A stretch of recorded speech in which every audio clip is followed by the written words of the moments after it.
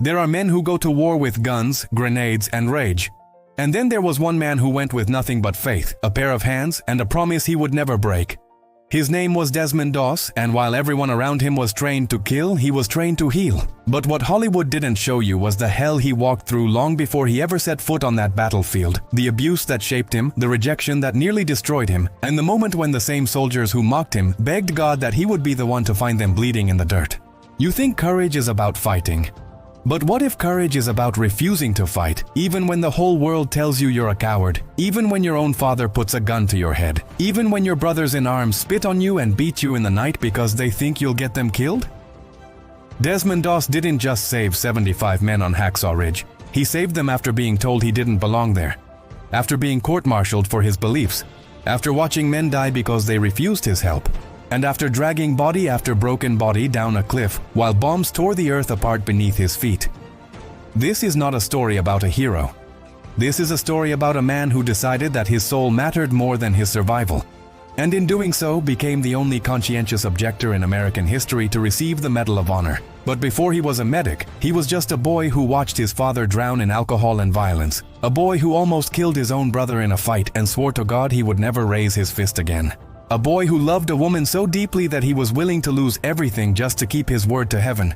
You're about to meet the man behind the movie, and I promise you the truth is heavier, messier, and more beautiful than anything Mel Gibson could put on screen. Desmond Doss was born in Lynchburg, Virginia in 1919, into a home where love existed but safety did not. His father, Tom Doss, was a World War I veteran, a carpenter, a broken man who came home from the trenches with shrapnel still lodged in his lungs and ghosts that never left his mind.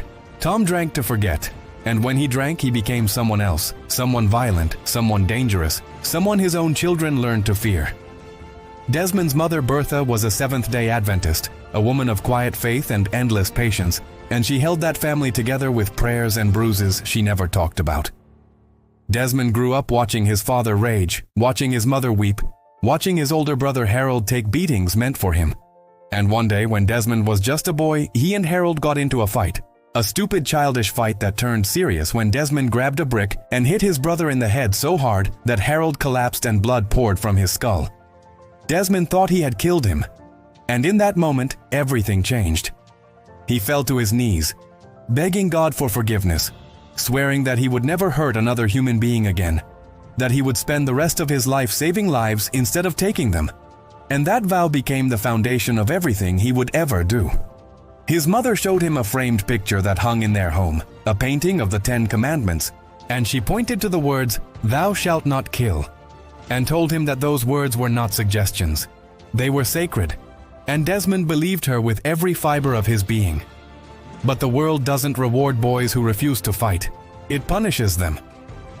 When the Japanese bombed Pearl Harbor in 1941, Desmond was 22 years old, working at a shipyard, in love with a woman named Dorothy Schutte, and planning a future that didn't involve war. But when he saw the call to serve his country, he didn't run. He enlisted, not because he wanted to kill, but because he believed he could save, because he believed that God had given him hands not to destroy but to heal. And he walked into the army as a conscientious objector, refusing to carry a weapon, refusing to train on Saturdays because of his Sabbath beliefs, and refusing to compromise even when it cost him everything.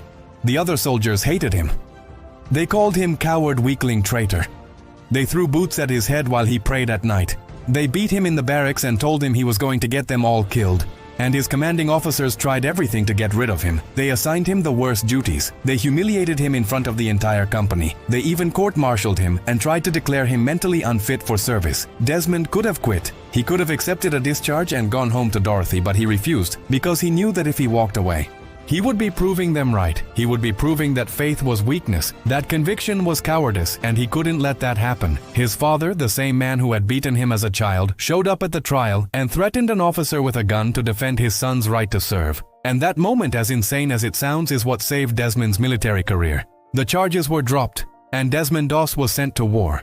He landed in the Pacific as a combat medic with the 77th Infantry Division, and he saw hell in real time. He treated men with their guts spilling out, men with their faces blown off, men screaming for their mothers as they bled to death in his arms.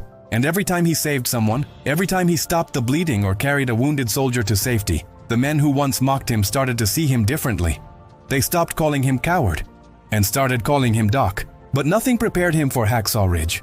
It was May 1946 on the island of Okinawa, and the mission was simple: take the ridge, a 400-foot vertical cliff that the Japanese had turned into a fortress of machine guns, grenades, and death. The Americans climbed the cliff using cargo nets, and when they reached the top, they were slaughtered. Men were torn apart by bullets, blown to pieces by artillery, and within hours the ridge was covered in blood and body parts, and the screams of soldiers begging for help. The order came to retreat, and every able-bodied soldier climbed back down that cliff to safety. Every soldier except one.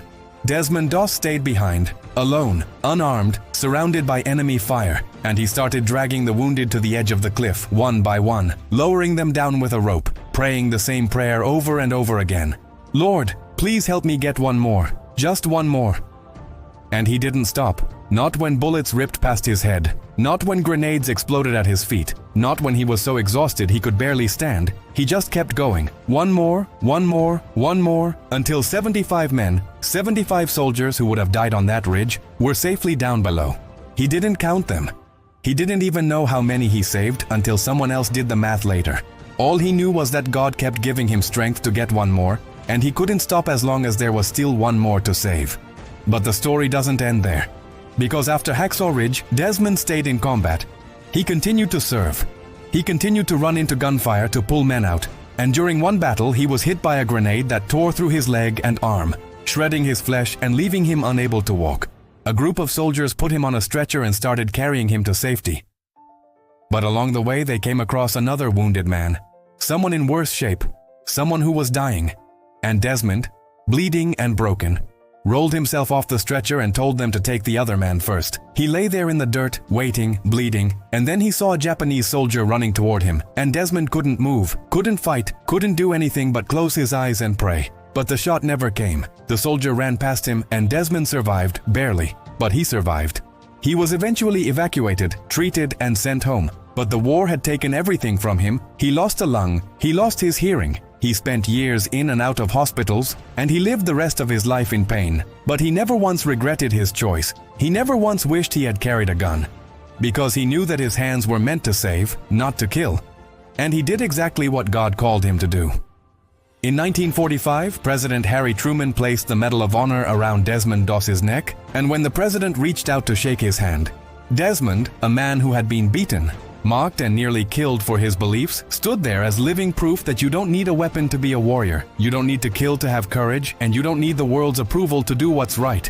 He went home to Dorothy, the woman who waited for him, the woman who believed in him when no one else did, and they spent the rest of their lives together in quiet faith, never seeking fame, never asking for recognition, just living the life they had fought so hard to build. Desmond Doss died in 2006 at the age of 87. And at his funeral, men he had saved, men who owed their lives to him, stood and wept because they knew that the man in that casket was the reason they got to grow old, the reason they got to hold their children, the reason they got to live. Hollywood made a movie about him. But the movie didn't show you the nights he spent in a hospital bed, coughing up blood, the years he spent deaf and in pain, the way he smiled through it all because he knew his suffering had meaning. The movie didn't show you that his faith wasn't just a belief. It was a decision he made every single day, even when it cost him everything. You think strength is about how hard you can hit, but Desmond Doss proved that real strength is about how much you can endure without hitting back, how much you can give without taking, how much you can love in a world that only knows how to destroy. He didn't go to war to be a hero. He went because he believed that every life was sacred, that every soul mattered, that even in the worst hell on earth, there was still room for mercy. And when the world told him he was crazy, when they told him he was weak, when they told him his faith would get him killed, he looked them in the eye and said, "I'm going anyway." And he saved 75 men who would have died alone on that ridge, 75 families who got to see their sons come home, 75 lives that continued because one man refused to break his promise to God. So the next time you think faith is weakness, remember Desmond Doss. Remember the man who went to war without a weapon and came home a legend.